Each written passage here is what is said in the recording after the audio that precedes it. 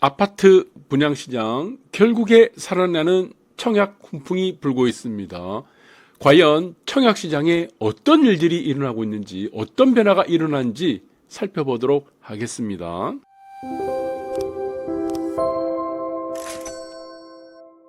서울 집값 낙폭 또 줄고 있습니다. 계속적으로 낙폭이 줄어들고 있죠. 여기서 중요한 시간의 논리는 우리가 말씀드린 대로 작년부터 3월이라고 했습니다. 3월에는 큰 변화들이 일어난다. 이 3월 이후에는 어떤 변화들도 일어납니까?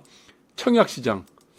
자, 여러분들 아시겠지만 분양시장도 같이 일어난다고 말씀드렸습니다. 그래서 무엇이라 얘기했죠? 청약통장을 절대로 없애면 안 된다고 했습니다. 이거 살려야 된다고 했습니다. 그런데 아마 작년에 분양시장이 안 좋았죠. 매매시장도 안 좋을 때 2030, 40대까지 청약을 대기하던 사람들 청약을 포기를 했습니다. 그래서 우리가 이거를 청포자라고 얘기했습니다. 네. 한번 이게 지금 유행이 돼버렸어요. 청약을 포기한다. 그래서 청약 통장을 없애버리고 그 돈으로 뭐 맛있는 거 먹어 사 먹으러 간다. 예. 뭐 레저를 한다. 자동차를 산다. 이런 것들이 유행을 했었습니다. 그런데 지금 다시 돌아와 버렸죠. 그래서 자, 이런 것들은 매매 시장이 살아나면서 그렇습니다. 지금 청약 시장도 살아날 수밖에 없다. 자, 여기서 이제 특이한 것들을 우리가 매매 시장을 잠깐 보게 되면은 인천은 0%, 인천이 많이 하락했다가 지금 이제 보합세가 돼 버렸습니다. 그리고 서울 같은 경우는 0.04% 약보합. 그리고 대전도 마찬가지고 여기서 또 특이한 것은 대구죠. 대구가 이제 낙폭이 많이 줄었습니다. 부산도 낙폭이 상당히 많이 줄었고, 자, 그런데 세종은 플러스가 돼버렸습니다. 그래서 지금에 떨어지지 않는 곳은 세종은 완전히 플러스가 돼버렸고, 그 다음에 떨어지지 않는 보합세를 유지하는 곳은 인천, 그리고 경기와 서울은 약보합세, 거의 미미한 약보합세, 대전, 그리고 큰 낙폭을 보였던 대구, 부산도 이제는 낙폭이 상당히 줄어들고 있다. 이것들은 이제 청약 시장에도 영향을 당연히 미칠 수밖에 없을 겁니다. 그리고 위에 보신 것 같이 강남 4구, 용산은 일제히 상승을 전환을 해버렸습니다. 가장 먼저 전환을 해버렸죠. 네. 강남구, 서초구, 다음에 잠실, 네. 그리고 지금 용산까지 이제는 상승을 전환해버렸습니다. 전국 아파트값 떨어지는데 강남 3구, 용산. 자, 그래서 항상 이 주식도 마찬가지지만 부동산도 마찬가지예요. 우리 강한 것 있죠. 강한 것. 그 다음에 좋은 것. 자, 강한 것과 좋은 것은 어떻게 우리가 구별을 하죠? 이것은 낙폭이 크지 않습니다. 항상. 그래서 작년에 우리가 큰 낙폭을 보일 때 주식시장도 현대차를 제가 주목을 하라 그랬죠. 네. 덜 떨어지는 주식이 앞으로 다음 상승 사이클에 크게 오르기 때문이다. 크게 오른다. 네, 덜 떨어진 것들. 우리가 주식이든 부동산이든 가장 중요한 것을 우리가 플랫이라고 했습니다. 플랫. 플랫의 핵심은 무엇입니까? 올라가다가 남들은 조정을 받는데, 네, 이렇게 조정을 받죠. 플랫이 걸리는 종목들. 플랫이 걸리는 부동산은 다음 사이클에 크게 올라갑니다. 자, 주식도 같은 논리죠. 부동산도 똑같은 논리다. 그래서 덜 빠진 부동산은 다음 상승기 때는 더 크게 올라가는 것이 이치다. 그렇죠. 그래서 지금 강남 3구 용산은 지금 이제 플러스가 돼버렸고, 그래서 주요 단지 밑에 보시면은 주요 단지 급매물 소진 영향을 준다고 하는데, 어제도 마찬가지지만 그저께 미국에서도 CPI가 발표됐습니다. CPI가 이제 5%를 밑으로 하회를 해버렸습니다. 9.1% 정도 하던 이 CPI가 이제 5%를 깨고 내려가니까 더 이상의 금리 상승에 대한 기대가 없다는 겁니다. 금리에 대한 정점이 이제 찍었는데 누가 여기서 금매를 던지겠습니까? 바보죠. 누가 여기서 손해보고 아파트를 싸게 팔겠습니까? 이제 금리가 더 이상 올라갈 수 없는데 남은 것은 뭡니까? 금리 하락밖에 없죠. 누가 이런 바보짓을 할까요? 그래서 금매가 더 이상은 나오지 않는다는 거다. 금매가 나오지 않는다는 것은 무엇이죠? 이제 똥줄 타는 것은 누구죠? 네, 대기자들입니다. 매수 대기자들이 이제 똥줄이 탈 수밖에 없다. 네, 이건 당연한 논리입니다. 영원히 매수자들 시장이 될 수도 없고 영원히 매도자 시장이 될 수가 없습니다. 항상 모든 것들은 우리가 사이클로 이렇게 돌아간다는 것이다. 이거를 구분을 잘 타야 되겠죠. 이 파도 타기만 잘하게 되면은 주식이든 부동산이든 파도 타기 2회전만 하면요 인생 편하게 삽니다. 네, 그래서 주식 같은 경우는 보유를 해야 될 때와 보유를 하지 않을 때, 내가 주식을 해야 될 때와 주식을 하지 않을 때를 잘 구분을 하는 것이 가장 중요하고, 부동산은 무엇입니까? 남들보다 조금 더 좋은 부동산을, 아파트를 사는 그것이 더 중요합니다. 네, 상급지로 갈아타는 이유가 거기서 있는 거죠. 부동산은 쉽게 주식처럼 이렇게 사고 팔고가 쉽게 되지는 않습니다. 네, 깔고 가는 거기 때문에 어떻게든 더 좋은 곳으로 이동을 하는 것이다. 자, 그 이동을 하기에 가장 좋은 때가 언제입니까? 네, 낙폭이 커질 때는 갭 차이가 줄어듭니다. 상급지와 하급지가 줄어들기 때문에 이때 갈아타기를 하는 겁니다. 어떤 부동산을 갖고 있든 하락장은 피할 수가 없다는 거죠. 자, 그래서 상승기 때 갈아타기는 하는 것은 아닙니다. 큰일 납니다.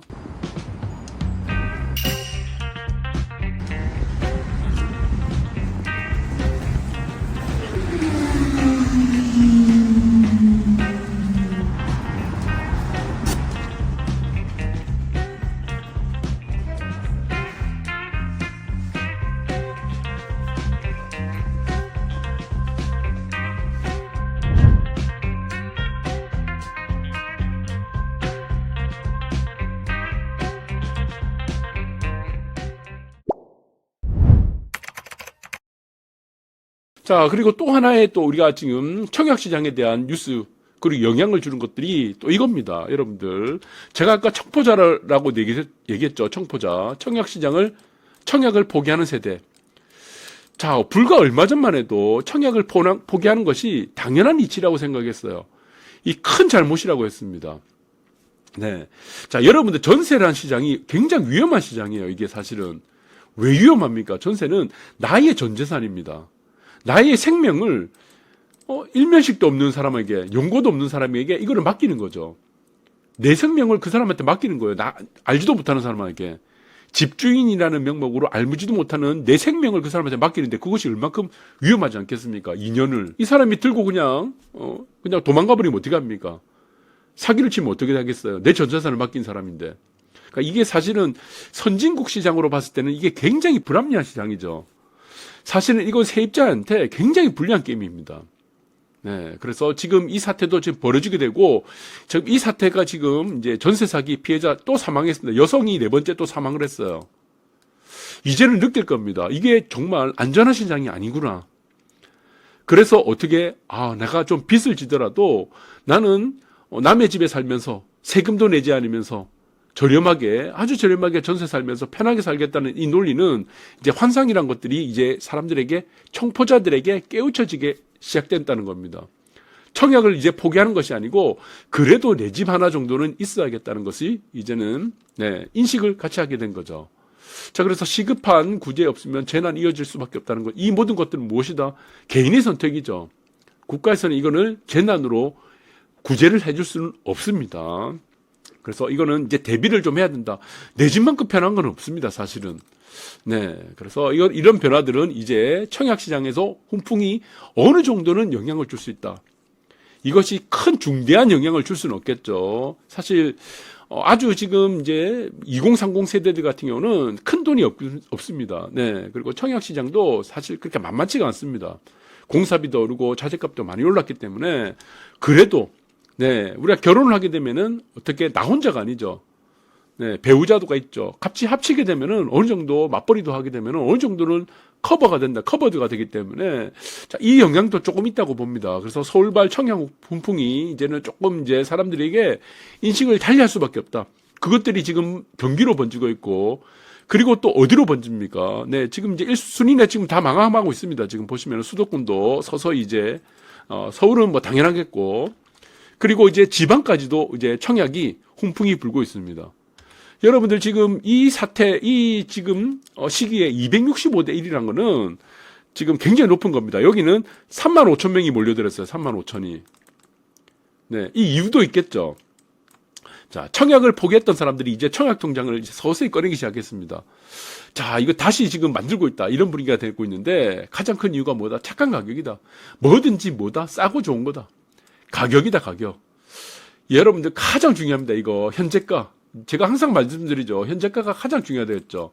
고평가 저평가라는 건 없습니다. 우리가 전문가들, 우리가 유튜버들이 전문가랍시고 맨날 얘기하는 거, 이거 저평가다, 이거 고평가다. 순 거짓말입니다. 없어요. 그 시기에 따라서 현재가가 그 가치를 말하는 겁니다. 주식이든 부동산이든. 네, 그래서 가격이 가장 중요하다. 현재가가 가장 중요하다. 그런데 착한 현재가가 나타난 겁니다. 착한 현재가. 나한테 큰 부담이 없다는 겁니다. 그런데 여기 보시면은 청주인데, 푸르지오죠. 신형 GY 푸르지오인데, 여기는 성공을 했습니다. 지금 35,000명이 정도 모였으면은 엄청나게 많이 몰린 거죠. 35,000명. 265대 1. 자, 여기서 보시면 분양가 상한제가 적용됐다는 겁니다. 분양가 상한제. 그러니까 이 말이 뭐죠? 인근 단지보다 싸다는 겁니다. 인근 단지보다 싸다는 거죠. 이게 가장 중요하다. 현재가 싸다. 자, 그래서 여기서 보시면 분양가 상한제 대상이 되다 보니까 평당 얼마냐? 1,160만 원이에요. 가장 저렴합니다. 이건 뭐 3억 조금 넘네요.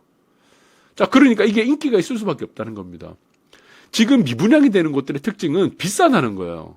인근 단지보다 비싸고, 그렇다고 고급화가 잘 되었냐? 인근 단지보다 비슷비슷한 거예요. 요즘 신축을 보시면은 기가 찹니다. 네, 오히려 구축보다도 편의적인 어떤 시설들이 그다지 그렇게 낮지가 않다는 겁니다. 그러면서 가격만 비싸다 보니까 이게 외면받을 수밖에 없다는 거죠. 특히 부산 같은 경우는 굉장히 심합니다. 인근 단지보다 비싸면 그만큼 재값을 해야 됩니다. 아니면 아예 고급화를 하든가. 고급화를 하지 않으면서 이러니까 지금 어떻게 해요? 전부 다 미분양 나죠. 미분양. 그럼 고급화하려면 어떻게 되죠? 그럼 인근 단지보다 비싸려고 한다. 네, 조금 더 비싸려고 한다. 분양가가 비싸다. 비싸다. 싸다가 아니고 비싸려면 어떻게 되죠? 적어도 최소한 무엇이 보장돼야 되죠? 1조는 보장돼야 되죠. 1조. 1조 조망, 뭐 조망까지는 바라지 않더라도 1조는 보장돼야 되고, 그 다음에 또 무엇입니까? 층고, 천정고. 우리가 층고라고 합니다. 천정고. 이거 한 2.5 정도는 돼야 되잖아. 2.5m. 근데 아파트를 2.3m로 만들어 놓고 천정고를 똑같은 옆에 있는 아파트와 똑같아. 무슨 메리트가 있습니까? 그럼 가격만 비싸면 뭐 하겠어요? 그 다음에 주차시설, 주차장 1.5대 정도 넘어가야 되겠죠. 1.5대. 그래 놓고 가격 비싸면 이해합니다. 1.5대, 1.6대 정도는 돼야 되겠죠. 네. 그리고 엘리베이터 정도는 우리가 지금 라인당 한 대. 그러면 우리가 보시면은 우리가 예전에는 아파트를 우리 일자로 이렇게 배치를 했습니다. 동을 이렇게 판상형. 요즘은 어떻게 합니까? 이렇게 하죠. 이렇게. 네, 아파트를 공간을 효율화시키죠. 그럼 이쪽은 어떻게 되죠? 이쪽은 세 세대가 됩니다. 이쪽은 두 세대가 되고, 네, 두 라인. 밑에는 두 라인. 그러니까 남양 세대를 만드는 것들을 남동으로 만들죠. 남동. 남서로 만드는 거예요. 이 공간 효율성이 높죠. 네. 그러면 공간 효율성이 높다 보니까 어떻게 이렇게 되는 거죠. 공간 효율성이 높다 보니까 자, 이거를 단지의 배치를 효율화시키게 되고, 그리고 1조도 우리가 더 좋게 만들 수도 있고, 그리고 공간의 효율성이 높아지면은 조경이라든가 아파트의 어떤 건폐율도 더 줄일 수가 있다는 겁니다. 그럼 이렇게 되면은 우리가 지금 알 수 있는 바와 같이, 네, 3세대, 2세대가 되는 거예요. 그러면 엘베는 3개, 2개 이렇게 만들어야 돼. 근데 지금 얄팍하게 지금 부산에 지금 분양하는 아파트 보면은 두 라인에 한 개 엘베를 만드는 거예요, 엘베. 세 라인에 2개 만들어요, 엘베를. 이렇게 얄팍하게 꼼수를 만들어가면서 하면서 인근 단지보다 비싸게 분양이 됩니까, 이게? 그리고 기본적으로 싱크뱅이 있어야 되잖아, 싱크뱅. 예, 커뮤니티 그거 필요 없어요, 사실은. 뭐 고급하면 좋죠. 예, 그리고 뭐 조경 그게 무슨 큰 의미가 있습니까? 기본적으로 우리가 1조라든가 그다음에 층고, 그다음 주차시설 1.5대 이상, 엘리베이터 개수, 싱크뱅, 편의시설 이런 것들이 갖춰져야죠. 그래야지 분양가보다 기존에 옆에 있는 단지보다 비싸면 이해가 되는데, 부산에 지금 분양하는 곳들은 전부 다 어떻게? 전부 다 그냥 싸구려로 만들어 놓고 인근 단지보다 비싼 거예요. 분양이 됩니까? 완판이 안 되는 거예요. 아시겠습니까? 그래서 지금 보시면은 이제 문제가 지금 많이도 되고 있습니다. 근데 지금 보시면은 1조 보세요, 1조.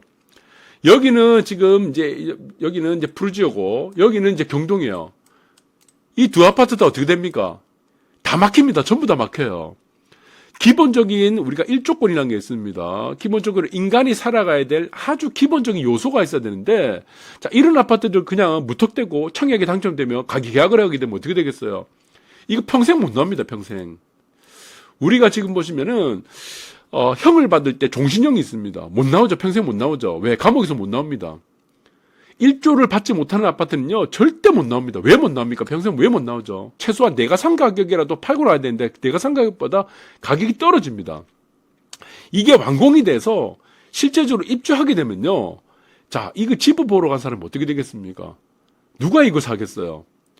네, 앞에 전부 다 막힙니다. 이 앞에도 전부 다 막혀. 이 옆에도 다 막히죠. 이쪽은 좀 살아있겠다. 다 막힌다고. 이쪽 다 막힙니다. 이쪽 앞에 전부 다 막혀요. 여러분들 이런 아파트를 저는 뭐 가성비를 뭐 싸게 한다 뭐 이런 거는 여러분들 선택이지만 사실 지금 여러분들이 이제 보시면 부산 아파트에 지금 미분양이 전부 다 비분양이 나고 있는 이유들이 전부 다 그렇다는 겁니다. 가격만 비싸다는 거예요. 최소한 보장돼야 될 1조건도 없이 평생을 나오지도 못하는 아파트 만들어 놓고, 네. 그런데 이런 것들은 뭐 카페에다가 지금 뭐 어떻게 지금 이거를 뭐 청약이 뭐 계약을 해야 되니 말아야 되니, 최소한적으로 우리가 가족들과 평생을 살아가야 될 집을 그렇게 지금 아무 생각 없이 저는 그것을 좀 뭔가를 우리가 지금 직관력을 좀 가졌으면 좋겠다. 직관력이 무엇입니까? 뭐 지금 현실을 직시하는 능력 정도는 가져야 된다고 보고 있습니다. 못 나옵니다, 이거. 이 두 학번은 절대 못 나와요. 그래서 부산 분양시장은 저는 조금 매우 안타깝다. 그래서 다른 지방도 보시면은 이제 대구도 어느 정도는 완화가 좀 되고 있습니다. 서울도 그렇지만 수도권, 청주까지도 이제 분양이 완판이 되고 있는 이 상황인데, 부산은 당분간은 올해뿐만 아니고 당분간은 이 미분양이 계속적으로 이어질 수밖에 없다. 가성비가 나오지 않는다. 가성비가. 자, 그래서 이런 부분들도 여러분들이 다 고려를 해보시고 결국에는 무엇입니까? 가격입니다. 현재가. 그 가격이라는 현재가는 무엇에 기초로 해야 되냐? 네, 가성비다. 가격 대비 이것이 얼만큼 내가 실효성이 있는가를 여러분들이 꼼꼼히 따져보시기 바라겠습니다. 감사합니다.